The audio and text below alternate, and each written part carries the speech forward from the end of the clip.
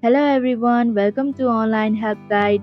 Today in this video, I'm going to show you how to log into TikTok account.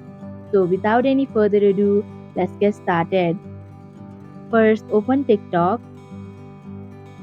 Click on the profile icon in the bottom right corner.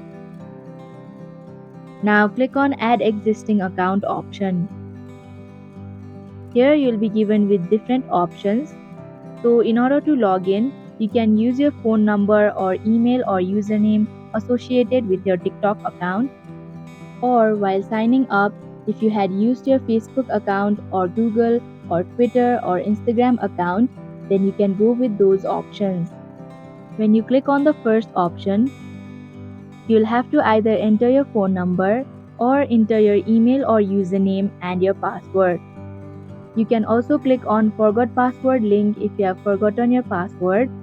In my case, I had signed up with Google, so I'll click on Continue with Google option.